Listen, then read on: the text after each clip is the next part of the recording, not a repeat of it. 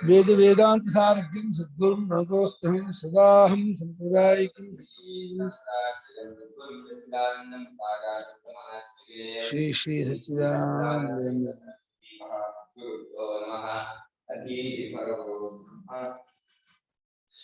ಇಲ್ಲಿ ಅರ್ಧ ಆಗಿತ್ತು. ತೇಜಸ ಉದಾಹರಣಂ ತೇಜಸಃ ಉದಾಹರಣಂ ಉಪಲಕ್ಷಣಾರ್ಥಂ ಅದು. ತೇಜಸ್ಸನ್ನೇ ಉದಾಹರಣೆ ಮಾಡಿದ ಜಾತಕ್ಕೆ ಅಂದ್ರೆ ಅಗ್ನಿ, ಆದಿತ್ಯ, ಚಂದ್ರ, ವಿದ್ಯುತ್ ಉದಾಹರಣೆ ಮಾಡಿದ್ರೆ ಉಪಲಕ್ಷಣ ಅಂದ್ರೆ ಫಾರ್ ಎಕ್ಸಾಂಪಲ್ ಅಷ್ಟೇ. ಯಾಕಂದ್ರೆ ರೂಪವತ್ವ ಸ್ಪಷ್ಟಾರ್ಥತ್ವಪತ್ತೇಶ್ಚ, ರೂಪವತ್ವ ಸ್ಪಷ್ಟಾರ್ಥತ್ವಪತ್ತೇಶ್ಚ, ರೂಪವುಳ್ಳದ್ದಾಗಿರೋದು ಸ್ಪಷ್ಟಾರ್ಥ, ಕಣ್ಣಿಗೆ ಕ್ಲಿಯರ್ ಆಗಿ ಕಾಣುತ್ತೆ. ಬರೀ ಗಂಧ, ಬರೀ ರುಚಿ, ಸ್ಪರ್ಶ, ಶಬ್ದ ಅಷ್ಟು ಕ್ಲಿಯರ್ ಅಲ್ಲ, ವಸ್ತು ಕಾಣೋದೇ ಇಲ್ಲ. ವಸ್ತು ಬರೀ ಶಬ್ದ, ಅದರಿಂದ ಅದು ಸ್ಪಷ್ಟಾರ್ಥ. ಅದನ್ನ ಉದಾಹರಣೆ ಕೊಟ್ಟಿಲ್ಲ ಅಂತ ಇದ್ದಾರೆ.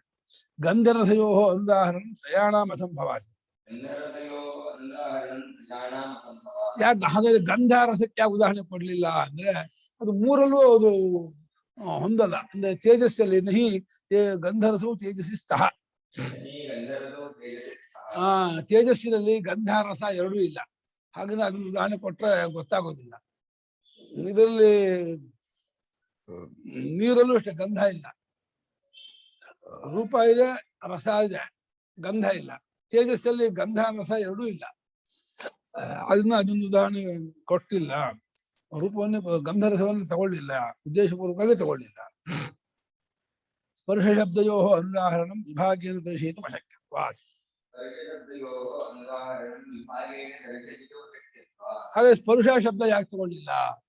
ಈ ತೇಜಸ್ ರೂಪವದೇ ತಗೊಂಡ್ರಲ್ಲ ಅಂದ್ರೆ ಅದು ಸ್ಪರ್ಶ ಶಬ್ದಗಳು ಕೂಡ ಉದಾಹರಣೆ ಮಾಡದಿರೋ ಕಾರಣ ವಿಂಗಡವಾಗಿ ತೋರ್ಸೋಕ್ ಆಗೋಲ್ಲ. ಅದು ಪದಾರ್ಥ ಜೊತೆ ಸೇರ್ಕೊಂಡೇ ಕಾಣುತ್ತೆ ಹೊರತು ಬರೀ ಸ್ಪರ್ಶ ಅಂತ ಒಂದು ಪದಾರ್ಥ ಬಿಟ್ಟಿಲ್ಲ.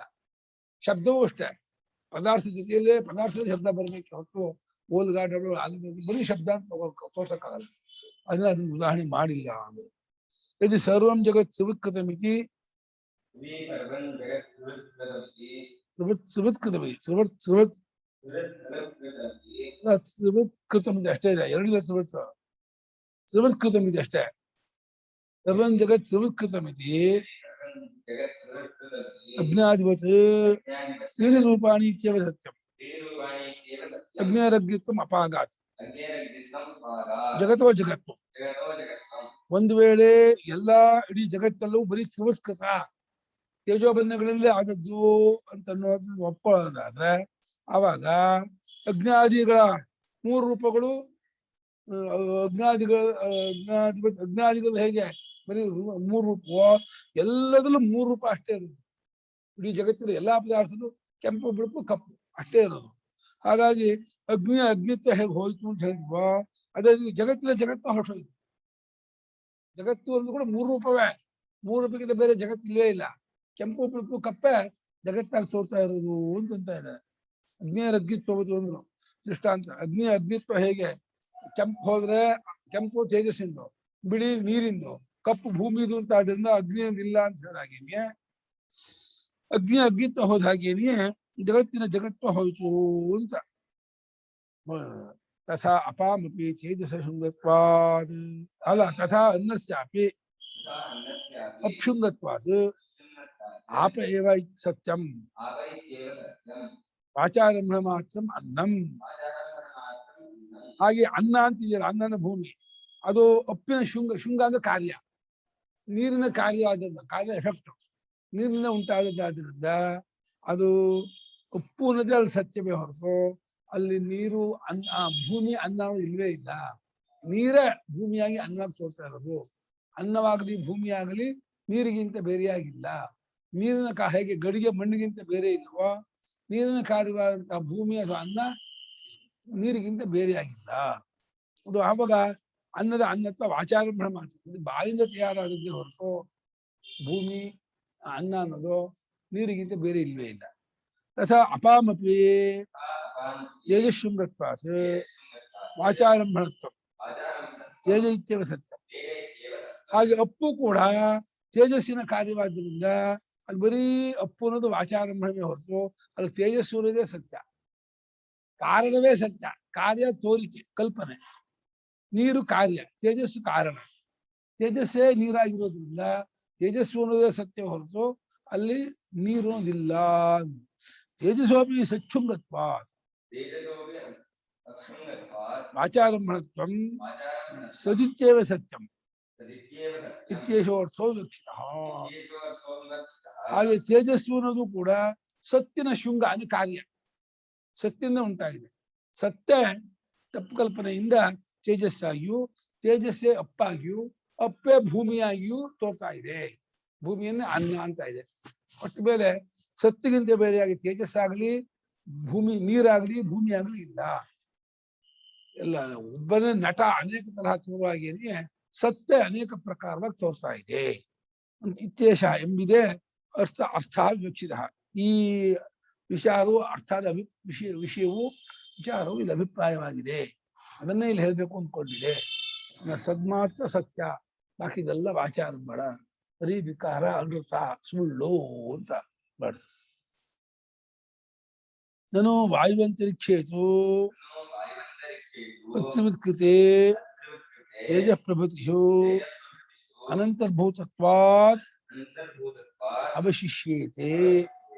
ಅಲ್ಲ, ವಾಯು ಅಂತರಿಕ್ಷ ಅಂತ ಏನಿದೆ ಅದು ತ್ರಿವೃತ್ಕೃತವಲ್ವಲ್ಲ, ಅದು ತೇಜೋಬಂಧಗಳ ಕಾರ್ಯವಲ್ಲವಲ್ಲ.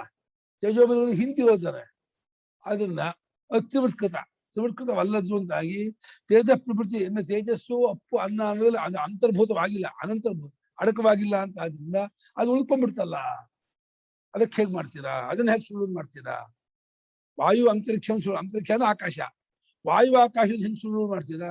ತೇಜೋಬಂಧಗಳ ಮೇಲೆ ಸುಳ್ಳು ಮಾಡ್ಬಿಟ್ರೆ ವಾಯು ಆಕಾಶದ ಸುಳ್ಳು ಮಾಡ್ಲಿಲ್ವಲ್ಲ, ಅದನ್ನ ಹೆಂಗ್ ಮಾಡ್ತೀರಾ ಅಂತ ಆಕ್ಷೇಪ.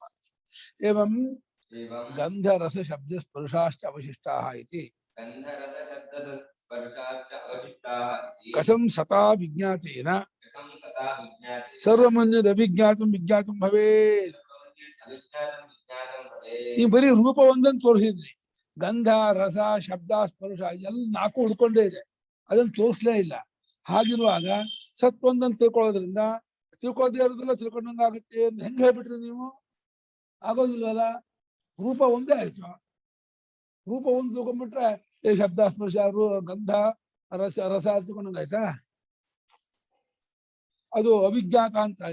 ಅದು ಸತ್ವ ತಿಳ್ಕೊಂಡ್ರೆ ಅವಿಜ್ಞಾತವಾದ ಎಲ್ಲವೂ ವಿಜ್ಞಾತವಾಗುತ್ತೆ ಅಂತ ಹೆಂಗ್ ಹೇಳ್ಬಿಟ್ರಿ ನೀವು? ಸತ್ವ ತಿಳ್ಕೊಂಡ್ಬಿಟ್ರೆ ಅದೆಲ್ಲ ಹೇಳೇ ಇಲ್ವಲ್ಲ, ಅದೆಲ್ಲ ಹೆಂಗ್ ತಿಳ್ಕೊಂಡಂಗಾಗುತ್ತೆ ಅಂತ ಆಕ್ಷೇಪ. ಅಷ್ಟೇ ಅಲ್ಲ, ತದ್ವಿಜ್ಞಾನೇವ ಪ್ರಕಾರಾಂತರಂ ವಾಚ್ಯಂ. ಪ್ರಕಾರಾಂತರ ಗುಣ, ಪ್ರಕಾರಾಂತರ ಅಲ್ಲ. ಅದನ್ನ ತಿಳ್ಕೊಳಕ್ಕೆ ಬೇರೆ ಉಪಾಯವನ್ನಾದ್ರೂ ಹೇಳ್ಬೇಕು ನೀವು. ಯಾವ್ದನ್ನ ತಿಳ್ಕೊಳಕ್ಕೆ? ಶಬ್ದ ಸ್ಪರ್ಶ ರಸ ಗಂಧ ಸತ್ತಿಗಿಂತ ಬೇರೆ ಅಲ್ಲ ಅಂತ ತಿಳ್ಕೊಳಕ್ಕೆ ಒಂದು ಉಪಾಯ ಹೇಳಿ. ಯಾವ ಉಪಾಯದಿಂದ ಇವುಗಳು ಕೂಡ ಸತ್ತಿಗಿಂತ ಬೇರೆ ಅಲ್ಲ ನಾನು ತಿಳ್ಕೊಬಹುದು, ಅದನ್ನ ತಿಳಿಸ್ಕೊಡಿ. ಸುಮ್ಮನೆ ತೇಜಸ್ಸಿನ ಒಂದು ತತ್ವ ಹೇಳ್ಬಿಟ್ಟು ತೇಜಸ್ಸಿನ ಕಾರ್ಯವಾದ ಅಪ್ಪು ಸುಳ್ಳು, ಅಪ್ಪಿನ ಕಾರ್ಯ ಭೂಮಿ ಸುಳ್ಳು ಏನೋ ಅಂದ್ಬಿಟ್ರೆ ಅದು ಗುಣಗಳು ಸುಳ್ಳು ಅಂತ ಆಗ್ಲಿಲ್ವಲ್ಲ. ರಸ ಗಂಧ ಶಬ್ದ ಸ್ಪರ್ಶ ವಾಯು ಆಕಾಶ ಇದೆಲ್ಲ ಸುಳ್ಳಾಗ್ಲಿಲ್ವಲ್ಲ. ಇದಕ್ಕೆಲ್ಲ ಏನ್ ಮಾಡ್ತೀರಾ ಅಂತ ಇಷ್ಟರಲ್ಲೂ ಆಕ್ಷೇಪ. ಇದಕ್ಕೆ ಉಪಾಯ ಇದು ಹೇಳ್ತದೆ, ನೈಷ ದೋಷ, ಇದೇನ್ ತಪ್ಪಿಲ್ಲ. ರೂಪವದ್ ದ್ರವ್ಯ ಸರ್ವಸ್ಯ ದೋಷ. ಒಳ್ಳೆ ಪಾಯಿಂಟ್ ಇಟ್ ಮಾಡಿ. ಈ ಶಬ್ದ ರೂಪವಿರೋ ಶಬ್ದ ವಸ್ತುವಿಗೆ ತೋರೋದು, ಸ್ಪರ್ಶ ರೂಪವಿರೋ ವಸ್ತುವಿದೆ, ರುಚಿ ಭಾಷೆ ರೂಪವುಳ್ಳಂತಹ ವಸ್ತುವಿನಲ್ಲಿಯೇ ಎಲ್ಲವೂ ತೋರುತ್ತೆ ಅಂತ. ಆದ್ದರಿಂದ ರೂಪವನ್ನು ಹೇಳ್ಬಿಟ್ರೆ ಎಲ್ಲಕ್ಕೂ ಹೇಳಲಾಯ್ತು. ಪಾಯಿಂಟ್. ರೂಪವದ್ ದ್ರವ್ಯ, ರೂಪವತ್ತೇನೋ ರೂಪದಂತೆ ಅಲ್ಲ, ರೂಪ ಉಳ್ಳ ಅಂತ. ರೂಪಮಸ್ಯಾಸ್ತಿ ರೂಪವತ್, ರೂಪದಂತೆ ಅಲ್ಲ, ರೂಪ ಉಳ್ಳ. ಅದು ಅವತ್ತಿಗೆ 2 ಅರ್ಥ ಇದೆ. ಬಹುರಿ ಆದ್ರೆ ಉಳ್ಳ, ತೇನ ತುಲ್ಯ ಮಾಡ ಅದರಂತೆ ಹೋಲಿಕೆ ಆದ್ರೆ ರೂಪವತ್ ರೂಪದಂತೆ ತಗತ್ತೆ. ರೂಪವತ್ ದ್ರವ್ಯ ಅಂದ್ರೆ ಇವಾಗ ಇದು ರೂಪವಿರುವಂತಹ ದ್ರವ್ಯ, ಇದರಲ್ಲಿ ಶಬ್ದ ಇದೆ, ಸ್ಪರ್ಶ ಇದೆ, ರುಚಿ ಇದೆ, ವಾಸನೆ ಇದೆ, ಎಲ್ಲ ಇದೆ. ಒಂದು ರೂಪ ಉಳ್ಳಂತಹ ಪ್ರಯಾಸದಲ್ಲಿ 5 ತೋರಿಸ್ತದೆ. ಹಾಗಾದ್ದರಿಂದ ಈಗ ತಾನೇ ಅವರು ತೇಜಸ್ಸಿನಲ್ಲಿ ಇಲ್ಲ ಅಂತಂದ್ರು, ಗಂಧರಸ ಇಲ್ಲ ಅಂದ್ರು, ತೇಜಸ್ಸು ಇಲ್ಲ, ಅದು ಅಗ್ನಿಯಲ್ಲಿ ಬರ್ಬಹುದು ಅಂತ. ಅತ್ಯುತ್ಕೃತವಾದ ಅಗ್ನಿಯಲ್ಲಿ ಗಂಧರಸ, ಅತ್ಯುತ್ಕೃತವಾದ ತೇಜಸ್ಸಲ್ಲಿಲ್ಲ. ತಿರಸ್ಕೃತವಾದಂತಹ ಅಗ್ನಿಯಲ್ಲಿ ಬರುತ್ತೆ. ರೂಪವ ದ್ರವ್ಯ ಅಂದ್ರೆ ರೂಪವುಳ್ಳಂತಹ ದ್ರವ್ಯದಲ್ಲಿ ಮಾವಿನ ಹಣ್ಣು ರೂಪವುಳ್ಳದಲ್ಲ, ಅದು ಸ್ಪರ್ಶ ಇದೆ, ಅದು ವಾಸನೆ ಇದೆ, ರುಚಿ ಇದೆ, ಗಂಧ ಇದೆ, ಇದೆ, ರೂಪ ಇದೆ, ಶಬ್ದವೂ ಆಗುತ್ತೆ. ಕಥಂ ಹೆಂಗೆ ಅಂತ ಕೇಳ್ತಿರೋ ಹೇಳ್ತೀನಿ.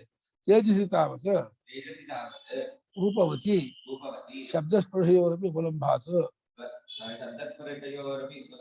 ವಾಯುವಂತರಿಕ್ಷಯೋಃ ತತ್ರ ಸ್ಪರ್ಶ ಶಬ್ದಗುಣವತೋಃ ಸದ್ಭಾವೋ ನುಮೀಯತೆ. ತೇಜಸ್ಸಿನಲ್ಲಿ ತಾಪದಲ್ಲಿ ಮೊಟ್ಟಮೊದಲೇ ಆಗಿ ತೇಜಸ್ಸಿ ತಾಪ ತೇಜಸ್ ಎಂಬ ದ್ರವ್ಯದಲ್ಲಿ ಏನ್ ಸಾರ್ ಏನು ತೇಜಸ್ಸಿ ತಾಪದಿಂದ ಮೊಟ್ಟಮೊದಲಿಗೆ ತೇಜಸ್ಸಿನಲ್ಲಿ ಅದು ರೂಪವುಳ್ಳಂತಹ ತೇಜಸ್ಸಿನಲ್ಲಿ ಶಬ್ದ ಸ್ಪರ್ಶಗಳು ತೋರ್ತಾ ಇದೆ. ಪಟಪಟ ಉರಿಯುತ್ತೆ ಶಬ್ದ, ಬಿಸಿ ಸ್ಪರ್ಶ, ಸ್ಪರ್ಶವು ಶಬ್ದವು ತೇಜಸ್ಸಲ್ಲಿ ಕಂಡು ಬರುತ್ತದೆ. ಆದ್ದರಿಂದ ಅದು ಸ್ಪರ್ಶ ಯಾರದ್ದೋ ವಾಯುದು, ಶಬ್ದ ಯಾವ್ದದ್ದೋ ಆಕಾಶ. ವಾಯು ಅಂತರಿಕ್ಷಗಳೆರಡು ಇಂಥದ್ದು ಸ್ಪರ್ಶ ಶಬ್ದ ಗುಣವುಳ್ಳದ್ದಾಗಿರುವ ವಾಯು ಅಂತರಿಕ್ಷಗಳೆರಡರ ಸದ್ಭಾವ ಇರುವಿಕೆ. ಆಕಾಶದ ತೇಜಸ್ಸಿನಲ್ಲಿ ವಾಯುವು ಇದೆ ಮತ್ತೆ ಆಕಾಶವೂ ಇದೆ. ಯಾಕೆ ಹೇಳೋ? ತೇಜಸ್ಸಿನ ಶಬ್ದವೂ ಇದೆ ಮತ್ತೆ ಸ್ಪರ್ಶವೂ ಇದೆ. ಸ್ಪರ್ಶ ವಾಯುದು, ಶಬ್ದ ಆಕಾಶದ್ದು, ಅದೆರಡು ತೇಜಸ್ಸಲ್ಲಿ ಕಾಣ್ತಾ ಇದೆ, ಕಂಡು ಬರ್ತಾ ಇರೋದ್ರಿಂದ ಆ ತೇಜಸ್ಸಿನಲ್ಲಿ ಅದೆರಡು ಅನುಪಾಯಿತು. ಯಾವ್ದೆರಡು? ವಾಯು ಆಕಾಶ ಎರಡು ಆಕಾಯಿತು. ತಥಾ ಅಭನ್ನಯೋ ರೂಪವತೋಃ ರಸಗಂಧಾಂತರ್ಭಾವ ಇತಿ ರೂಪವತಾಂ ತ್ರಯಾಣಾಂ ತೇಜೋಬಂಧಾನಾಂ ಸುತ್ಕರಣ ಪ್ರದರ್ಶನೇನ ಸರ್ವಂ ತದಂತರ್ಭೂತಂ ಸದ್ವಿಕಾರತ್ವಾತ್ ಇನ್ನೇವ ರೂಪಾಣಿ ವಿಜ್ಞಾತಂ ಮನ್ಯತೆ ಶ್ರುತಿ.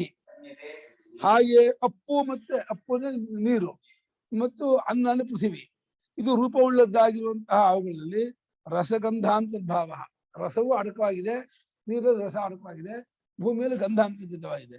ಹೀಗಾಗಿ ಆದ್ದರಿಂದ ತ್ರಯಾಣಾಂ ತೇಜೋಬನ್ನಗಳು ಮೂರು ಇದೆಯಲ್ಲ, ತೇಜಸ್ಸು, ನೀರು, ಉಪಗಂಧರ್ವ. ತ್ರಯಾಣಾಂ ತೇಜೋಬನ್ನ ರೂಪವುಳ್ಳ ತೇಜೋಬನ್ನಗಳೆಂಬ ಮೂರಕ್ಕೂ ತ್ರಿವತ್ಕರಣ ಪ್ರದರ್ಶನ, ಎಲ್ಲವೂ ತ್ರಿವತ್ಕೃತವಾಗಿದೆ ಎಂಬುದನ್ನು ತೋರಿಸೋದ್ರ ಮೂಲಕವಾಗಿ ಎಲ್ಲ ತ್ರಿವತ್ಕೃತ ತೇಜೋಬನ್ನಗಳ ಕೆಂಪು ಬಿಳುಪು ಕಪ್ಪುಗಳ ತೇಜೋಬನ್ನಗಳು. ಕೆಂಪು ಬಿಳುಪು ಕಪ್ಪುಗಳ ಕಾಂಬಿನೇಷನ್ನೇ ಎಲ್ಲ ಪದಾರ್ಥಗಳು, ಬೇರೆ ಇಲ್ಲ ಅಂತ ಹೇಳಿ ತದ ಅಂತರ್ಭೂತ, ಎಲ್ಲವೂ ಅದು ಅಂತರ್ಗತವಾಗಿ ಅದೆಲ್ಲ ಸತ್ಯನ ವಿಕಾರವಾದ್ರಿಂದ ಮೂರು ರೂಪ ಅನ್ನೋದೇ ಸತ್ಯ ಅಂತ ತಿಳ್ಕೊಂಡದ್ದು ಅಂತ ಹೇಳಿ ಶ್ರುತಿ ಯೋಚನೆ ಮಾಡ್ತಾ ಇದೆ. ಶ್ರುತಿ ತ್ರೀಣಿ ರೂಪಾಣಿ ವಿಜ್ಞಾತ ಮನ್ಯತೆ, ತ್ರೀಣ್ಯವ ರೂಪಾಣಿ, ಮೂರೇ ರೂಪ ಅಂತ ಹೇಳಿ ತಿಳ್ಕೊಂಡದ್ದಂಗ ಆಗತ್ತೆ ಅಂತ ಹೇಳಿ ಯೋಚನೆ ಮಾಡ್ತಾ ಇದೆ. ಶ್ರುತಿ ಏನ್ ಯೋಚನೆ ಮಾಡ್ತಾ ಇದೆ? ತೇಜೋಬನ್ನಗಳೆಲ್ಲ ಮೂರೇ ರೂಪ ಇರೋದು, ಕೆಂಪು ಬಿಳುಪು ಕಪ್ಪು, ಅದರಲ್ಲೇ ಶಬ್ದ ಸ್ಪರ್ಶ ಇರೋದು. ಹಾಗಾಗಿ ಪಂಚಭೂತಗಳು ಮೂರು ರೂಪ, ಎಲ್ಲಾ ಪದಾರ್ಥಗಳು ಮೂರು ರೂಪ ಇದ್ದೇ ಇದೆ. ಆ ಎಲ್ಲಾ ಪದಾರ್ಥದಲ್ಲೇ ಶಬ್ದ ಸ್ಪರ್ಶ ಇರೋದು. ಹಾಗಾಗಿ ಇದೆ ವಾಯುವಂತರಿಕ್ಷು ಅಡಕವಾಯಿತು. ತೇಜಸ್ಸು ಮಧ್ಯದಲ್ಲಿ ಇದೆಯಲ್ಲ, ಮಧ್ಯದಲ್ಲಿ ಇರೋದು ಮೇಲಿನ ಎರಡನ್ನು ಮುಂದಿನ ಎರಡನ್ನು ಎಳ್ಕೊಂಡ್ಬಿಟ್ಟಿದೆ. ನೀರು ಭೂಮಿಯ ಗುಣವನ್ನು, ವಾಯು ಅಂತರಿಕ್ಷ ಆಕಾಶ ಗುಣವನ್ನು ಹೇಳ್ಕೊಂಡು ಮಧ್ಯದಲ್ಲಿ ಕೂತ್ಕೊಂಡು ಆ ರೂಪವುಳ್ಳ ದ್ರವ್ಯದಲ್ಲಿ 5 ಇದೆ. ಮಾವಿನ ಹಣ್ಣು ಅಂತ ರೂಪವುಳ್ಳಂತಹ ದ್ರವ್ಯ, ಅದರಲ್ಲಿ ವಾಸನೆ ಇದೆ, ಶಬ್ದ ಇದೆ, ರುಚಿ ಇದೆ, ಮತ್ತೆ ಸ್ಪರ್ಶ ಇದೆ, ರೂಪ ಇದೆ, ಪಂಚಗುಣವೂ ಇದೆ, ಶಬ್ದ ಸ್ಪರ್ಶ ರೂಪ ರಸ ಗಂಧ. ಹಾಗಾಗಿ ಅದು ಶ್ರುತಿ ಏನ್ ಮನುಷ್ಯ ಮಾಡ್ತಾ ಇದೆ?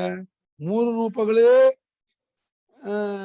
ತ್ರೀಣ್ಯವ ರೂಪಾಣಿ, ಮೂರೇ ರೂಪಗಳು ಅಂತೇಳಿ ತಿಳ್ಕೊಂಡಿದ್ದಾಗ ಆಗತ್ತೆ ಯೋಚನೆ ಮಾಡ್ತಾ ಇದೆ. ಎಲ್ಲವೂ ಸತ್ಯನ ವಿಕಾರ, ಸತ್ಯನ ವಿಕಾರವಾಗೋದು ಮೂರೇ ರೂಪಗಳು, 5 ರೂಪ ಅಲ್ಲ. ಅದು ಶಬ್ದ ಸ್ಪರ್ಶ ಕಣ್ಣಿಗೆ ಕಾಣಲ್ಲ, ಸ್ಪಷ್ಟ ಅಲ್ಲ, ಅದಕ್ಕೋಸ್ಕರ ಅದು ಉದಾಹರಣೆ ಕೊಟ್ಟಿಲ್ಲ ಅಂದ್ರು. ನಹಿ ಮೂರ್ತಂ ರೂಪವದ್ರವ್ಯಂ ಪ್ರತ್ಯಾಖ್ಯಾಯ ವಾಯುವಾಕಾಶಯೋ ತದ್ಗುಣಯೋ ಗಂಧರಸಯೋರ್ವಾ ಗ್ರಹಣಮಸ್ತಿ. ಅದೇ ಮೂರ್ತವಾದ ಒಂದು ವಸ್ತು, ರೂಪವುಳ್ಳ ದ್ರವ್ಯ ವಸ್ತುವನ್ನ ತೆಗೆದುಹಾಕ್ಬಿಟ್ಟು, ಮೂರ್ತವಾದ ಅಂದ್ರೆ ಆಕಾರವಿರುವ ರೂಪವುಳ್ಳದ್ದಾದ ಒಂದು ದ್ರವ್ಯ ಪದಾರ್ಥ, ಗಡಿಗೆನೋ ಪುಸ್ತಕನೋ ಪಂಚೆ ಬಟ್ಟೆನೋ, ಅದನ್ನು ಪ್ರತ್ಯಾಖ್ಯ ಮಾಡಿ ವಾಯು ಆಕಾಶಗಳು ಮತ್ತು ಅದರ ಗುಣಗಳು, ಯಾವುದು ಗಂಧರಸಾಂತ ಗುಣಗಳು, ವಾಯು ಆಕಾಶಯೋ ತದ್ಗುಣಯೋ ಗಂಧರಸಯೋರ್ವ, ಅಥವಾ ಗಂಧರಸದ ಬಿಸಿವಿ ಮತ್ತೆ ಅಪ್ಪು ಅವುಗಳ ಗುಣವಾಗಲಿ ತೋರಗೊಲ್ಲ. ವಾಯುವಾಕಾಶಗಳ ಮತ್ತು ಅದರ ಗುಣ, ರೂಪವುಳ್ಳದ್ದಾದ ವಸ್ತುವಿನಲ್ಲಿ ವಾಯು ಆಕಾಶ ಅದರ ಗುಣ ಸ್ಪರ್ಶ ಶಬ್ದ, ಅಪ್ಪಿನ ಮತ್ತು ಭೂಮಿಯ ಗುಣ ಮತ್ತೆ ಅದರ ರೂಪ ರುಚಿ ಗುಣ. ಗಂಧರಸ, ಗಂಧರಸ ಅನ್ನೋದು ಪೃಥ್ವಿಯಪ್ಪಿಂದು, ವಾಯು ಆಕಾಶದ್ದು ಶಬ್ದ ಸ್ಪರ್ಶ. ಅದೆಷ್ಟು ಕೂಡ ಮೂರ್ತವಾದ ರೂಪವುಳ್ಳದ್ದಾದ ದ್ರವ್ಯವನ್ನು ಬಿಟ್ಟು ಬಿಟ್ರೆ ಅದನ್ನು ತೋರ್ಸಕ್ ಆಗೋದೇ ಇಲ್ಲ. ಎಲ್ಲವೂ ಮೂರ್ತವಾದ ರೂಪವುಳ್ಳದ್ದಾದ ದ್ರವ್ಯದಲ್ಲಿಯೇ ಐದನ್ನು ತೋರಿಸ್ಬೇಕೆ ಹೊರತು ರೂಪವುಳ್ಳದ್ದಾದ ದ್ರವ್ಯವಲ್ಲದೇ ಇದ್ದದ್ದಲ್ಲಿ ಐದನ್ನು ತೋರ್ಸಕ್ ಆಗೋದೇ ಇಲ್ಲ. ಬರೀ ವಾಸನೆ ತೋರಿಸು ನೋಡ, ಬರೀ ರುಚಿ ತೋರಿಸೋ, ನೀರು ವಸ್ತು ತೋರ್ಸಕ್ಕಾಗಲ್ಲ, ಆಗಲ್ಲ. ರುಚಿ ಇರುವಂತ ಮಾವಿನ ಹಣ್ಣಲ್ಲಿ ರುಚಿ ಬರುತ್ತೆ, ಸೇಬಲ್ಲಿ ತಪ್ಪೋಡ ಬರುತ್ತೆ, ಹಸಿರು ಹಣ್ಣಲ್ಲಿ ರುಚಿ ವಾಸನೆ ಎಲ್ಲ ಬರುತ್ತೆ. ನೋಡಿ, ಮೂರ್ತವಾದ ರೂಪವುಳ್ಳದ್ದಾದ ವಸ್ತುವನ್ನ ತೆಗೆದುಹಾಕ್ಬಿಟ್ರೆ ವಾಯು ಅಂತರಿಕ್ಷಗಳ ಮತ್ತೆ ಅದರ ಗುಣಗಳ, ಪೃಥ್ವಿಯಪ್ಪುಗಳ ಅದರ ಗುಣಗಳ ಉಪಲಬ್ಧಿಯೇ ಇಲ್ಲ, ತೋರ್ಸಕ್ಕೆ ಆಗಲ್ಲ. ಅಥವಾ ರೂಪವತಾಮಪಿ ಸಂಸ್ಕರಣಂ ಪ್ರದರ್ಶನಾರ್ಥಮೇವ ಮನ್ಯತೆ ಶ್ರುತಿ. ರೂಪವುಳ್ಳದ್ದಾಗಿರುವ ಸಂಸ್ಕರಣವನ್ನು ಕೂಡ ಉಪಲಕ್ಷಣಕ್ಕಾಗಿ ಹೇಳೇ ಮಾಡ್ಕೊಂಡ್ರಿ. ಇದನ್ನೇ ವಾಯು ಆಕಾಶಕ್ಕೂ ಬೇರೆ ರೀತಿ ಹೊಂದಿಸ್ಕೊಳ್ಳಿ ಅಂತ ಉಪಲಕ್ಷಣಕ್ಕಾಗಿ ಹೇಳಿದ್ರೆ ಅದನ್ನು ಹೊಂದಿಸ್ಕೊಳ್ಳೋದು. ರೂಪವತಾ ಮುಂದೆ ರೂಪವುಳ್ಳದ್ದಾಗಿರುವ ಪದಾರ್ಥ ಇದು ತೇಜೋಬಂಧಗಳ ಸಂಸ್ಕರಣವನ್ನ, ರೂಪವತಾಂ ತೇಜೋಬಂಧ ಅಂತ ರೂಪವುಳ್ಳದ್ದಾಗಿರುವ ತೇಜೋಬಂಧಗಳನ್ನ ಸಂಸ್ಕರಣ ಅಂತ ಹೇಳಿದ್ದು ಪಂಚೀಕರಣಕ್ಕೂ ಇದು ಉಪಲಕ್ಷಣ, ಅದು ಪಂಚೀಕರಣ, ಇದು ಸಂಸ್ಕರಣ.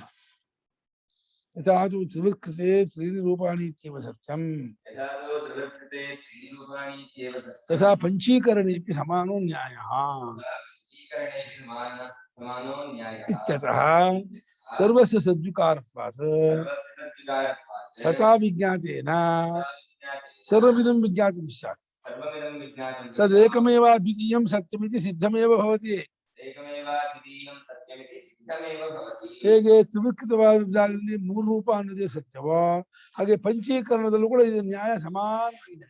ಹಾಗಾದ್ರಿಂದ ಎಲ್ಲವೂ ಸತ್ಯನ ವಿಕಾರವಾದ್ರಿಂದ ಸತ್ಯ ಅಂತ ತಿಳ್ಕೊಂಡ್ರೆ ಎಲ್ಲವನ್ನೂ ತಿಳ್ಕೊಂಡಂಗಾಗುತ್ತೆ ಅಂತ. ಆದ್ರಿಂದ ಸತ್ತೊಂದು ಸತ್ಸ್ವರೂಪವಾದ ಪರಮಾತ್ಮನು ಏಕಮೇವ ಅದ್ವಿತೀಯ, ಎರಡೆಂಬುದಿಲ್ಲದೆ ಇರೋ ಒಂದೇ ಆಗಿರ್ತಕ್ಕವನು, ಅದೇ ಸತ್ಯ, ಅನ್ನೊಂದೇ ಪರಮಾತ್ಮ ಅನ್ನೋದು ಎಲ್ಲವೂ ತೋರಿಕೆ ಸುಳ್ಳು ಅಂತ ಹೇಳಿ ಇದು ಸಿದ್ಧವಾಗುತ್ತೆ. ಅದೇ ಮುಖ್ಯ. ಇಲ್ಲಿ ತ್ರಿವಿತ್ಕರಣ ಮುಖ್ಯವಾ ಪಂಚೀಕರಣ ಮುಖ್ಯ ಅದಲ್ಲ, ಅದೇ ಹೆಂಗಲ್ಲೂ ಆಗಲಿ. ಸನ್ಮಾತ್ರವೇ ಸತ್ಯ, ಅದೇ ಜಗತ್ತಿನ ಮೂಲ ರೂಪ, ಅದೇ ನಮ್ಮ ಸ್ವರೂಪ, ನಮ್ಮ ಆತ್ಮಸ್ವರೂಪ ಅದೇ ಆಗಿದೆ ಅಂತ ತಿಳಿಸ್ಕೊಳ್ಳೋದು ಮುಖ್ಯವೇ ಹೊರತು ಈ ಜಗತ್ತು ತ್ರಿವಿತ್ಕರಣವ ಪಂಚೀಕರಣವ ಎಲ್ಲೆಲ್ಲೂ ಎಲ್ಲ ಅಡಕಾಗತ್ತಾ, ಅದೆಲ್ಲ ಗೌಣ, ಅದು ಮುಖ್ಯವಾದ ವಿಚಾರವೇ ಅಲ್ಲ. ಸನ್ಮಾತ್ರವೇ ಜಗತ್ತೆಲ್ಲವೂ, ಸತ್ಯ ಈ ಎಲ್ಲ ಆಗಿ ತೋರ್ತಾ ಇರೋದು, ಸತ್ಯಕ್ಕಿಂತ ಬೇರೆಯಾಗಿ ಏನೂ ಇಲ್ಲ, ಸತ್ಯನ ವಿಕಾರ ಇದೆಲ್ಲವೂ ಅಂತ ಹೇಳ್ಬೇಕು.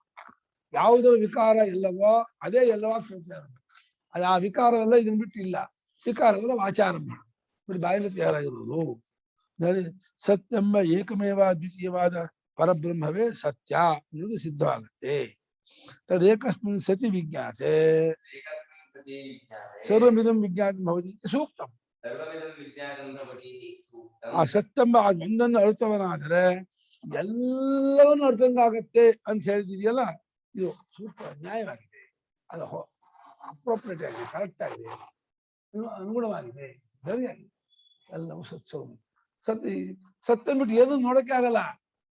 ಏನನ್ನು ನೋಡು ಇದೇ ಇದೆ, ಇರುವ ಚಾಪೆ, ಇರುವ ಮನೆ, ಇರುವ ಗೋಡೆ, ಇರುವ ಬಿಟ್ಟು ನೋಡು ನೋಡೋಣ.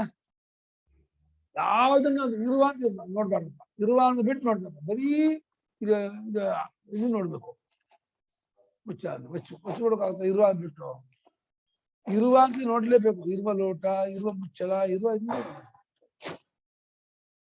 ಹಾಗಾದ್ರಿಂದ ಸತ್ಯ ಜಗತ್ತಿನ ಪರಮಾರ್ಥ, ಸತ್ಯ ಎಲ್ಲಾ ಜಗತ್ತಾಗಿ ತೋರ್ತಾ ಇರೋದು.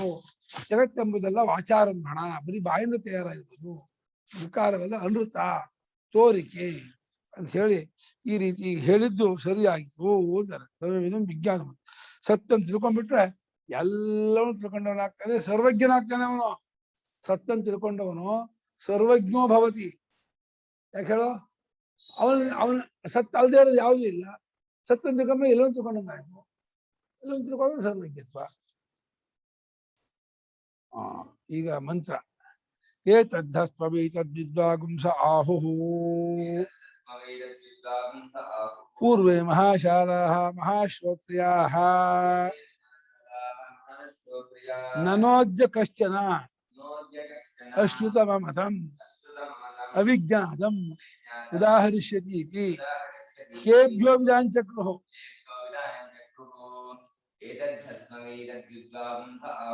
ಪೂರ್ವೇ ಮಹಾಶಾಲಾಃ ಮಹಾಶ್ರೋತ್ರ್ಯಾಃ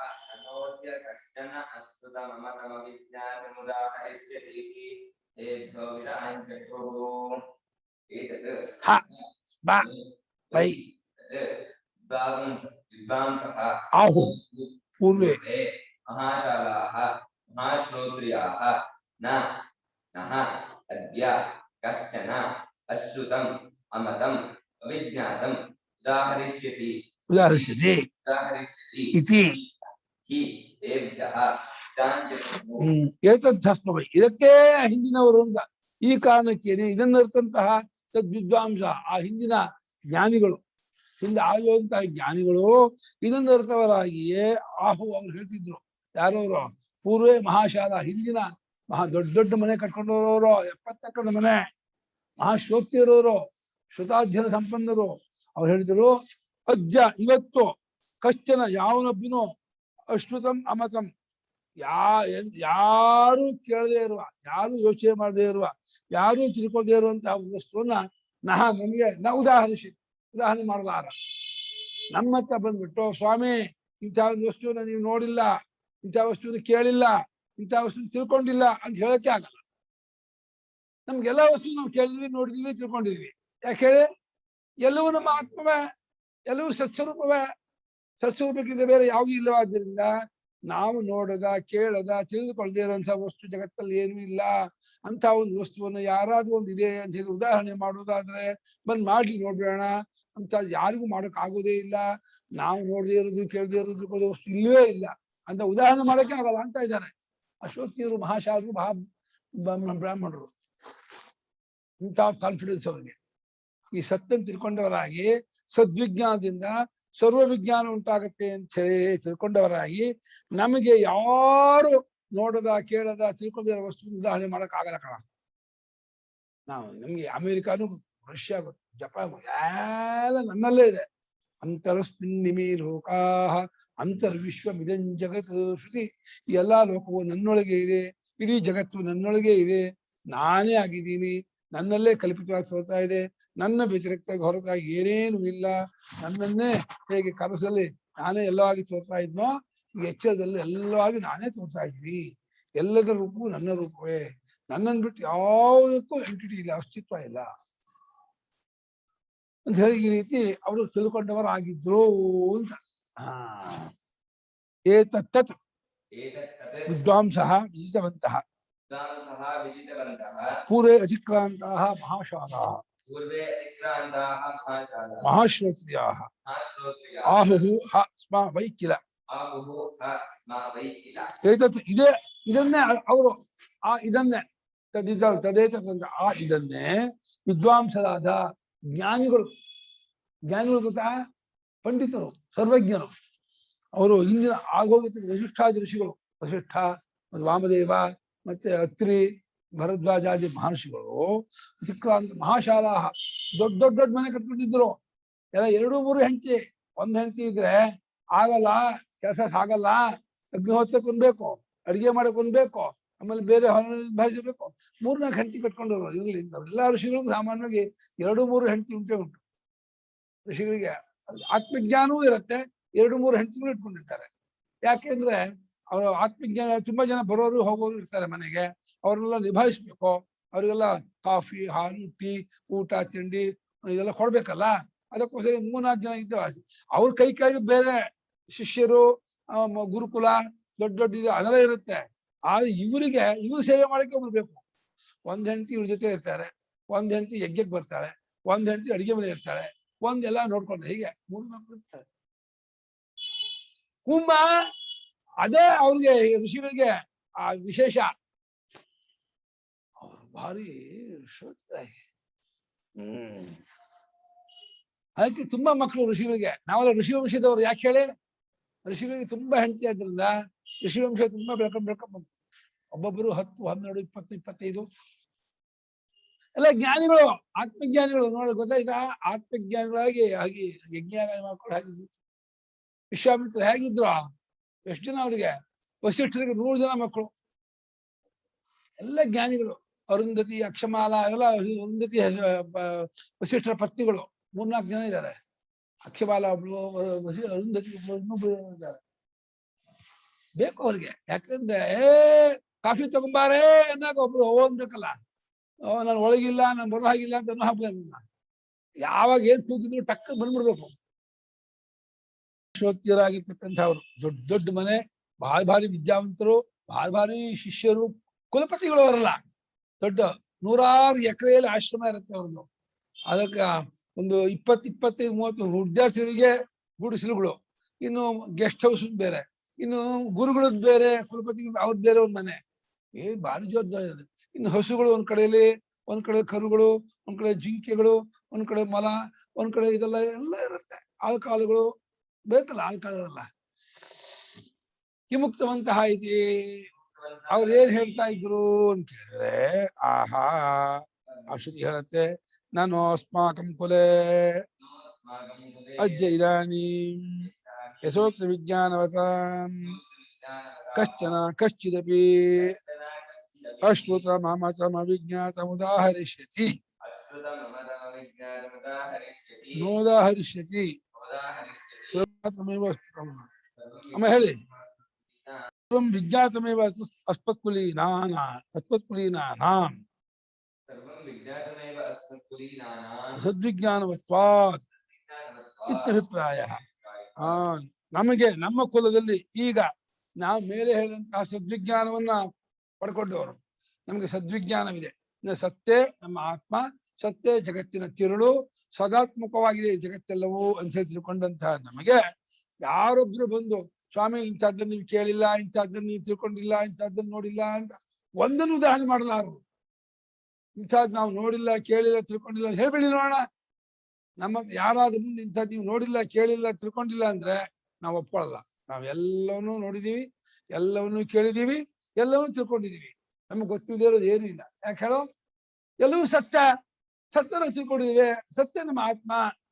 ನಮ್ಗೇನು ಗೊತ್ತಿಲ್ಲ, ನಮ್ಗೆ ಯಾವ್ದು ಗೊತ್ತಿಲ್ಲ, ಎಲ್ಲವೂ ಗೊತ್ತು ಅಂತ ಹೇಳಿ ನಮಗೆ ನಮ್ಮ ಹತ್ರ ಬಂದ್ಬಿಟ್ಟು ಅಶ್ರುತ ಅನ್ನು ಕೇಳದ, ಅಮತಾನ ಯೋಚನೆ ಮಾಡದ, ಅವಿಜ್ಞಾ ತಿಳಿದೆ ಅಂತದ್ದು ಯಾವನೊಬ್ಬನು ಉದಾಹರಣೆ ಮಾಡಲಾರ.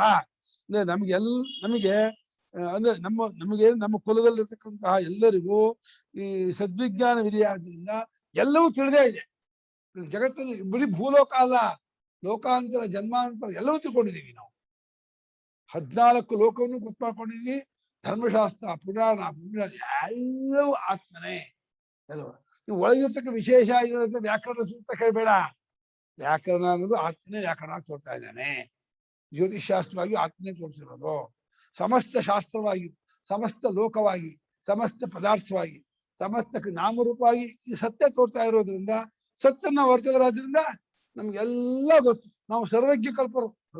ಸರ್ವಜ್ಞರೇ, ಕಲ್ಪ ಅಲ್ಲ.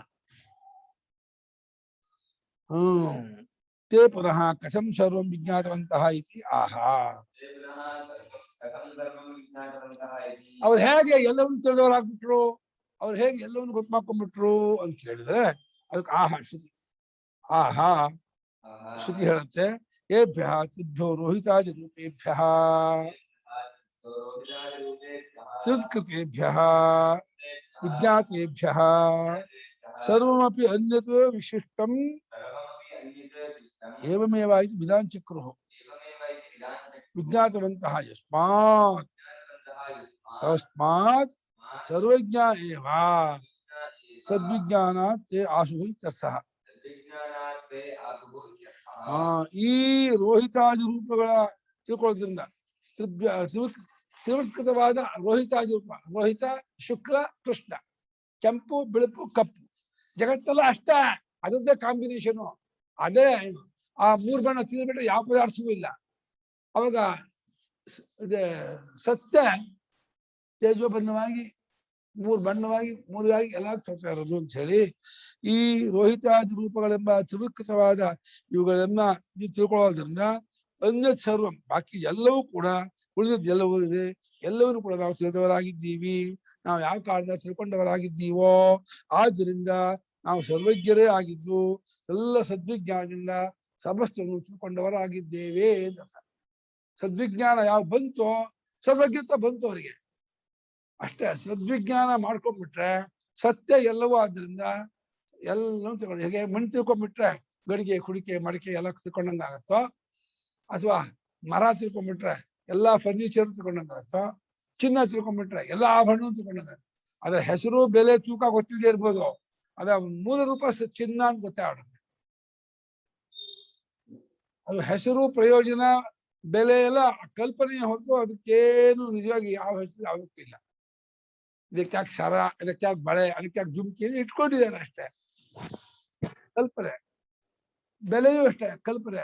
ಪ್ರಾಣಿಗಳಿಗೆ ಏನ್ ಬೆಲೆ? ಚಿನ್ನ ಮೂಸಿ ಹೋಗುತ್ತೆ, ಏನು ಬೆಲೆ ಮನುಷ್ಯ ಮಾಡ್ಕೊಂಡಿರೋದೇ ಹೊರತು ಚಿನ್ನಕ್ಕೂ ಬೆಲೆ ಇಲ್ಲ, ಬೆಳ್ಳಿಗೂ ಬೆಲೆ ಇಲ್ಲ. ಬೆಲೆ ಏನಾಗಲ್ಲ, ಇವ್ರು ಕಟ್ಕೊಂಡು ಅಂದ್ರೆ ಜಾಸ್ತಿ ಅಪೇಕ್ಷೆ ಇದ್ದು ವಸ್ತು ಕಮ್ಮಿ ಆದ್ರೆ ಬೆಲೆ ಜಾಸ್ತಿ ಆಗ್ತದೆ ಅಷ್ಟೇ. ಬೇಡಿಕೆ ತುಂಬಾ ಇದೆ, ವಸ್ತು ಕಮ್ಮಿ ಇದೆ, ಅವಾಗ ವಸ್ತು ಬೆಲೆ ಜಾಸ್ತಿ. ಯಾರು ಪ್ರಪಂಚದಲ್ಲಿ ಚಿನ್ನ ಬೇಡ ಅಂತಂದ್ರೆ ಚಿನ್ನ ನೆಲ ಬಿದ್ದೋಗುತ್ತೆ. ಕಲ್ಲು ಮಣ್ಣು ಏನ್ ಬೆಲೆ? ಯಾರು ಎಲ್ಲರಿಗೂ ಸಿಗುತ್ತೆ, ಸುಲಭ ಸಿಗುತ್ತೆ, ಜಾಸ್ತಿ ಇದೆ, ಯಾರಿಗೂ ಬೇಕೂ ಇಲ್ಲ. ಬೇಕಾದ್ರೆ ಅದಕ್ಕೆ ಬೆಲೆ ಬಂದ್ಬಿಡುತ್ತೆ.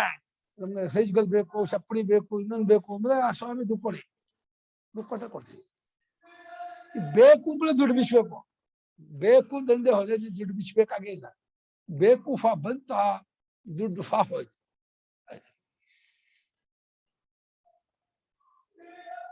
ಅಥವಾ ಏಭ್ಯೋ ವಿಧಾನಚಕ್ರೀತಿ ಅಜ್ಞಾದಿಭ್ಯೋ ದೃಷ್ಟಾಂತೇಭ್ಯಃ ವಿಜ್ಞಾತೇಭ್ಯಃ ಸರ್ವಮನ್ನ ವಿಧಾನಚಕ್ರು ಚೇತಸ. ಮೊದಲು ಏಭ್ಯ ಅಂದ್ರೆ ಸತ್ಯಂ ತಿಳ್ಕೊಳ್ಳೋದ್ರಿಂದ ರಸ ಮಾಡಿದ್ರು. ರೋಹಿತಾದಿ ರೂಪೇಭ್ಯೋ ವಿಜ್ಞಾತೇಭ್ಯ ಮಾಡಿದ್ರು. ಈಗ ಏಭ್ಯೋ ವಿಜ್ಞಾತೇಭ್ಯ ಅನ್ನೋದಕ್ಕೆ ಅಜ್ಞಾದಿ ದೃಷ್ಟಾಂತವನ್ನು ತಿಳ್ಕೊಳ್ಳೋದ್ರಿಂದ ಅಗ್ನಿ, ಆದಿತ್ಯ, ಚಂದ್ರ, ವಿದ್ಯುತ್ ಈ ದೃಷ್ಟಾಂತಗಳನ್ನು ಗೊತ್ತು ಮಾಡ್ಕೊಳ್ಳುವುದರಿಂದ ಎಲ್ಲವನ್ನೂ ತಿಳ್ಕೊಂಡು ಅಂತ ಹಾಗೂ ರಸ ಮಾಡಿದ್ರು. ಮೊದಲು ತ್ರಿವೃತ್ಕೃತವಾದದ್ದನ್ನು ತಿಳ್ಕೊಳ್ಳೋದ್ರಿಂದ ರಸ ಮಾಡಿದ್ರು. ಎಲ್ಲ ತ್ರಿವೃತ್ಕೃತವಾಗಿದೆ, ಎಲ್ಲ ತೇಜೋಬಂಧಾತ್ಮಕವಾಗಿದೆ. ಇದು ಈ ದೃಷ್ಟಾಂತ ಇದೆಯಲ್ಲ ನಾಲ್ಕು, ಅಗ್ನಿ ದೃಷ್ಟಾಂತ, ಆದಿತ್ಯ ದೃಷ್ಟಾಂತ, ಚಂದ್ರ ದೃಷ್ಟಾಂತ, ವಿದ್ಯುತ್ ದೃಷ್ಟಾಂತ, ಅವುಗಳ ಮೂಲಕವಾಗಿ ಎಲ್ಲವನ್ನು ಅವ್ರು ಕಂಡ್ಕೊಂಡ್ಬಿಟ್ರು, ತಿಳ್ಕೊಂಡವರಾದ್ರು ಅಂತ ಈ ರೀತಿಯಾಗಿ ಅರ್ಥ ಮಾಡ್ಕೋಬಹುದು. ಈಗ ಹೇಗೆ ಒಂದೊಂದಾಗಿ ವಿವರಣೆ ಮಾಡುತ್ತೆ ಶ್ರುತಿಯೇ. ಯದು ರೋಹಿತಮಿವ ಭೋಜಿತಿ ತೇಜಸಸ್ತದ್ರೂಪಮಿತಿ ತದ್ವಿದಾಂಚಕ್ರುಃ ಯದು ಶುಕ್ಲಮಿವ ಭೋಜಿತಿ ಅಪಾಗ್ನಿರೂಪಮಿತಿ ತದ್ವಿದಾಂಚಕ್ರುಃ ಯದು ಕೃಷ್ಣಮಿವ ಭೋಜಿತಿ ಅನ್ನಸ್ಯ ರೂಪಮಿತಿ ತದ್ವಿದಾಂಚಕ್ರುಃ ಯದು ಅವಿಜ್ಞಾತಮಿವ ಭೋಜಿತಿ ಏತಾಸಾಮೇವ ದೇವತಾನಾಂ ಸಮಾಸ ಇತಿ ತದ್ವಿದಾಂಚಕ್ರುಃ ಯಥಾನು ಖಲು ಸೌಮ್ಯ ಇಮಾಶ್ಚ ದೇವತಾಃ ಪುರುಷಂ ಪ್ರಾಪ್ಯ ಶಿವತ್ವದೇಕೈಕಾ ಭವತಿ ತನ್ಮೇ ವಿಜಾನೀಹೀತಿ.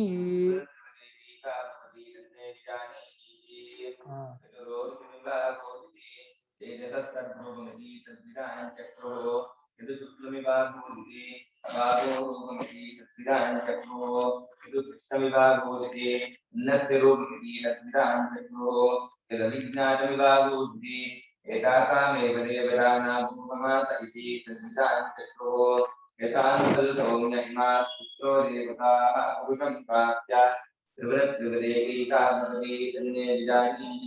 ಹಾ ಎಲ್ಲಾದ್ರೂ ಕೆಂಪ ಕಂಡ್ಬಿಟ್ರೆ ಅದು ತೇಜಸ್ಸಿನ ರೂಪ ಅಂತ ತಿಳ್ಕೊಂಬಿಡಿ. ಎಲ್ಲಾದ್ರೂ ಸರಿ ಕೆಂಪಲ್ಲ ತೇಜಸ್ಸಿನ ರೂಪ ಅಂತ ತಿಳ್ಕೊಂಡ್ಬಿಟ್ರು. ಇದು ಬಿಳುಪಿರೋದನ್ನೆಲ್ಲ ಅಪ್ಪಿನ ರೂಪ ಅಂತ ತಿಳ್ಕೊಂಡ್ಬಿಟ್ರು. ಅಪ ಶುಕ್ಲ ಅಪಾಗ ರೂಪ ಬೀದಿ. ಹಾಗೆ ಕಪ್ಪಾಗಿರೋದೆಲ್ಲವನ್ನು ಭೂಮಿಯ ರೂಪ ಅಂತ ಮೂರೇ. ಕೆಂಪಲ್ಲ ತೇಜಸ್ಸಿನ ರೂಪ, ಬೆಳಪಲ್ಲ ನೀರಿನ ರೂಪ, ಕಪ್ಪಲ್ಲ ಭೂಮಿಯ ರೂಪ ಅಂತ ತಿಳ್ಕೊಂಡ್ಬಿಟ್ರು. ಇದು ಅಭಿಜ್ಞಾತಮಿವಾಭೂತಿ, ಯಾವುದೋ ಸ್ಪಷ್ಟ ಗೊತ್ತಾಗಲ್ಲ ಕಂಡ್ರಿ. ಇದು ಕೆಂಪು ಬಿಳುಪು ಕಪ್ಪು ಅಂತ. ಅದು ಯಥಾಸಾಧ್ಯ ಸಮಾಸ. ಈ ತೇಜೋಬಂಧಗಳಲ್ಲೇ ಒಟ್ಟು ಸಮಾಸನ ಕೂತ್ಕೊಂಡು ತಿಳ್ಕೊಂಡ್ರು. ಯಾವುದೋ ಬಣ್ಣ ನೋಡ್ತೀವಿ, ಏನೋ ಕೆಂಪು ಬಿಳುಪು ಕಪ್ಪು ಗೊತ್ತಾಗಲ್ಲ, ಸ್ವಲ್ಪ ಡೌಟ್ ಆಗಿದೆ, ಸ್ವಲ್ಪ ಕಲಬೆರಕೆ ಆಗಿದೆ ಅಂದ್ರೆ ಏನೇ ಆಗಲಿ ಮೂರು ರೂಪದ್ದೇ ಆ ರೀತಿ ತೋರ್ತಾ ಇದೆ ಅಂತ ಸಮಾಸ. ಮೂರು ರೂಪಗಳ ಸಮಾಸನ ಸೇರುವಿಕೆ ಕೂಡುವಿಕೆ ಒಟ್ಟು ತಿಳ್ಕೊಂಡ್ರು. ಹಾದ್ಮೇಲೆ ಸೌಮ್ಯ ಮಗು ಶ್ವೇತಕೇತು ಇನ್ನೊಂದು ವಿಚಾರ ಹೇಳ್ತೀನಿ ಕೇಳು. ಯಾವ ರೀತಿ ಈ ತೇಜೋಬಂಧಗಳು ಪುರುಷ ಪ್ರಾಪ್ತಿಯಲ್ಲಿ ಮನುಷ್ಯರನ್ನು ಪಡ್ಕೊಂಡು ಶಿರಪಾಣ್ಯಾದಿಮಾನ್ ತಲೆ ಕೈಕಾಲು ಇರತಕ್ಕಂತಹ ಮನುಷ್ಯ ಶರೀರವನ್ನು ಪಡ್ಕೊಂಡ್ಬಿಟ್ಟು ಒಂದೊಂದು ಮೂರ್ ಆಗತ್ತೆ. ಹೇಗೆ ಅನ್ನೋದನ್ನು ಹೇಳ್ತೀನಿ ಕೇಳು. ಅದನ್ನು ಡಿಟೇಲ್ ವಿಸ್ತಾರ ಹೇಳ್ತೀನಿ. ಅನ್ನ ಮಿಷಿತಂ ತ್ರೇಧಾ ವಿಧೀಯತೆ. ಅನ್ನ ತಿಂದದ್ದು ಮೂರಾಗತ್ತೆ. ಯಾವ ಮೂರಾಗತ್ತೆ? ಒಂದು ಸ್ಥವಿಷ್ಠ ಪುರುಷ, ಮಧ್ಯಮ ಮಾಂಸ, ಸೂಕ್ಷ್ಮ ಮನಸ್ವ. ನೀರು ಕೂಡ ಮೂರಾಗತ್ತೆ. ಹೇಗೆ? ಸ್ಥೂಲ ಮೂತ್ರ, ಸೂಕ್ಷ್ಮ ಮಧ್ಯಮ ರಕ್ತ, ಸೂಕ್ಷ್ಮ ವಾಕು. ಹಾಕಲ್ಲ ಪ್ರಾಣ. ಪ್ರಾಣ ಆಗುತ್ತೆ. ತೇಜಸ್ಸಲ್ಲಿ ಮೂರು ಇದೆ, ಅಸ್ಥಿ ಮಜ್ಜ ವಾಕ್. ಅಷ್ಟನ್ನು ಹೇಳ್ತೀವಿ. ಫಲಶೀಲ ಆಗ್ಲಿಲ್ಲ ಆಗ ಮಾಡ್ದ ಇವ ಅಭೂತ್ ಭೂತ ಅಭೂತ್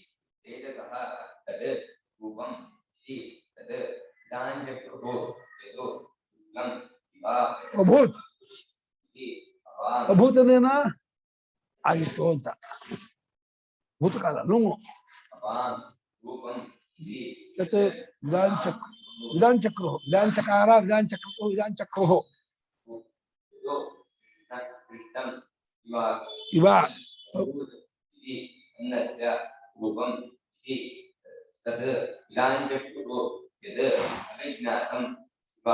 ಇವ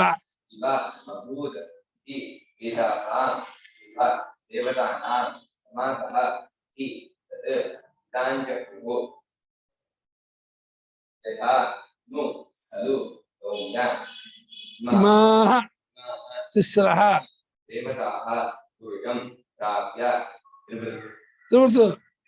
ತ್ರಿವೃತ್ ಹೌದು ಏಕೈಕ ಭವತಿ. ತತ್ ಮೇ ಜಾನೀಹಿ ಇತಿ. ಯಾವುದೇ ಓ ನೀವು ಎಕ್ಸ್ಪರ್ಟ್, ಸೂಪರ್ ಸೂಪರ್. ಯಾವುದೇ ರೋಹಿತಮಿವ ಕೆಂಪಿದಂತೆ ಕಂಡುಬಿಟ್ರೆ ಅದು ತೇಜಸ್ಸಿನ ರೂಪ ಅಂತ ಹೇಳಿ ತಿಳ್ಕೊಂಡ್ಬಿಟ್ರು. ಯದು ಯಾವುದನ್ನೇ ಶುಕ್ಲಮಿವ ಬಿಳುಪಿನಂತೆ ಅಭೂತ್ ಆಯ್ತು ಅಂತ ಅದು ಅಪಾಮೃತ ನೀರಿನ ರೂಪ ಅಂತ ಹೇಳಿ ತಿಳ್ಕೊಂಡ್ಬಿಟ್ರು. ಯಾವುದನ್ನೇ ಕಪ್ಪಿನಂತೆ ಇದೆ ಅಂತ ಅನಿಸ್ತೋ ಅದನ್ನ ಅನ್ನದ ರೂಪ ಎಂಬುದಾಗಿ ತಿಳ್ಕೊಂಡ್ಬಿಟ್ರು. ಯಾವುದನ್ನೇ ಅವಿಜ್ಞಾನ ಗೊತ್ತಾಗಲ್ಲ ಕಣ್ರಿ, ಬಹಳ ಕಲಬೆರಕೆ ಆಗಿದೆ, ಯಾವ ರೂಪ ಅಂತ ಗೊತ್ತಾಗಲ್ಲ ಅಂತಂದು ಈ ಮೂರದ್ದೇ ಸಮಾಸ. ಸಮೋಸ ಅಲ್ಲ, ಸಮೋಸ ಬೇರೆ, ಸಮಾಸ. ಈ ಮೂರದ್ದೇ ಒಟ್ಟು, ಈ ಮೂರೇ ಸೇರಿರುವುದು ಎಂಬುದಾಗಿ ತಿಳ್ಕೊಂಡ್ಬಿಟ್ರು. ಆಮೇಲೆ ಇನ್ನೊಂದು ವಿಚಾರ ಮಗೋ ಸೌಮ್ಯ, ಇನ್ನೊಂದು ವಿಷಯ ಕೇಳು. ಈ ಮೂರು ದೇವತೆಗಳು ತೇಜೋಬಂಧಗಳೇ ಮನುಷ್ಯನಿಗೆ, ಪುರುಷ ಅಂದ್ರೆ ಮನುಷ್ಯ, ಅವನನ್ನು ಸೇರ್ಕೊಂಡವರಾದ್ರೆ ಒಂದೊಂದು ಮೂರ್ ಆಗತ್ತೆ. ಈ ಅನ್ನ ಮನುಷ್ಯನ ಸೇರ್ಕೊಂಡು ಮೂರಾಗತ್ತೆ, ನೀರು ಮನುಷ್ಯನ ಸೇರ್ಕೊಂಡು ಮೂರಾಗತ್ತೆ, ತೇಜಸ್ಸಿನ ಅಂಶ ಸೇರ್ಕೊಂಡು ಮನುಷ್ಯನ ಸೇರ್ಕೊಂಡು ಮೂರಾಗತ್ತೆ. ಅದನ್ನ ಹೇಳ್ತಿದ್ದೆ ಕೇಳು. ಅದ್ರ ವಿಸ್ತಾರ ದೊಡ್ಡದಾಗಿದೆ ವಿಚಾರ. ಅದು ಒಂದೊಂದಕ್ಕೂ ಬೇರೆ ಬೇರೆ ಹಾಕೊಂಡು ಹೋಗ್ತಿದೆ. ಬಹಳ ವಿಸ್ತಾರ ಹೇಳ್ತು ಡೀಟೇಲ್ ಆಗಿ. ಕಥಂ ಹೇಗೆ? ಆಯ್ತು ಟೈಮ್. ಯದನ್ನ ರೂಪೇಣ ಸಂಧಿಕ್ಯಮಾನೆ ಕಪೋತ ರೂಪ. ನಾಳೆ ಹೇಳ. ಕಪೋತ ಅಂತ ಒಂದು ಪಾರಿವಾಳ. ಪಾರಿವಾಳ ಕೆಂಪ ಬಿಳುಪ ಕಪ್ಪ ಹೇಳಕ್ಕಾಗಲ್ಲ. ಆದ್ರೂ ಈ ಮೂರು ಬಣ್ಣದ್ದೇ ಸಮಾಸ. ಇದು ಸೇರ್ಕೊಂಡಿದೆ. ಹಾಗಾಗಿ ಏನೋ ಒಂದು ಕಪ್ಪು ಜಾಸ್ತಿ ಇದೆ, ಬಿಳುಪು ಕಮ್ಮಿ ಇದೆ, ಕೆಂಪು ತುಂಬಾ ಕಮ್ಮಿ. ಕೆಂಪು ಆವಾಗ ಏನೇ ಆದ್ರೂ ಇದು ಅಗ್ನಿ, ನೀರು, ಭೂಮಿಯ ತೇಜೋಬಂಧಗಳ ಕಾರ್ಯ ಆದ್ಮೇಲೆ ಇನ್ನು ಅದರಿಂದ ಉಂಟಾದದ್ದಲ್ಲ ಅದರ ಕಾರ್ಯ ಹೇಳಲೇಬೇಕಾಗಿಲ್ಲ. ತೇಜೋಬಂಧಗಳೇ ಪೃಥ್ವಿ, ಅಗ್ನಿ, ನೀರು, ಇದು ಪೃಥ್ವಿ, ಅವುಗಳ ಕಾರ್ಯ ಜಗತ್ತು. ಅದು ಎಲ್ಲವೂ ಆ ಮೂರು ರೂಪಗಳು ಪ್ರತ್ಯಯ ಸತ್ಯ. ಸತ್ಯಕ್ಕಿಂತ ಬೇರೆ ಏನಿಲ್ಲ. ಸತ್ಯ ಪ್ರತ್ಯವೇ ಮೂರು ರೂಪವೇ ಜಗತ್ತಾಗಿ ತೋರ್ತಾ ಇದೆ. ಅದನ್ನೇ ನಾವು ಇದು ಕುರ್ಚಿ, ಬೀರು, ಇದು ಪುಸ್ತಕ, ಇದು ಏನೋ ಹೇಳ್ತಾ ಇದೀವಿ ಹೊರತು ಯಾವುದಕ್ಕೂ ರಿಯಲ್ ಮೀನಿಂಗ್ ಇಲ್ಲ, ನಿಜವಾದಂತಹ ಅರ್ಥ ಇಲ್ಲ. ಸುಮ್ಮನೆ ಇಟ್ಕೊಂಡಿದೀವಿ ವ್ಯವಹಾರದಲ್ಲಿ. ಇಟ್ಕೊಳ್ದೆ ವ್ಯವಹಾರ ಮಾಡಕ್ಕಾಗಲ್ಲ. ಇದನ್ನ ಫೋಟೋ ಅಂತ ಇಟ್ಕೊಳ್ಳಿ, ಇದನ್ನ ಪುಸ್ತಕ ಅಂತ ಅಂದ್ಕೊಳ್ಳಿ, ಇದನ್ನ ಒಂದು ಮುಚ್ಚಳ, ಅದು ಒಂದೊಂದಕ್ಕೆ ಏನೋ ಅಂದ್ಕೊಂಡಿದೀವಿ, ಯಾಕೆ ವ್ಯವಹಾರ ಮಾಡ್ಬೇಕಲ್ಲ. ಆದರೆ ತೇಜೋಬಂಧಗಳಿಂದ ಬೇರೆ ಯಾವುದೂ ಇಲ್ಲ, ಎಲ್ಲ ತೇಜೋಬಂಧಗಳೇ. ತೇಜೋಬಂಧವೆಲ್ಲ ಸತ್ಯ ಪರಮಾರ್ಥವಾಗಿ ಇರ್ತಕ್ಕದ್ದು, ಬಾಕಿ ಎಲ್ಲ ಸುಳ್ಳು.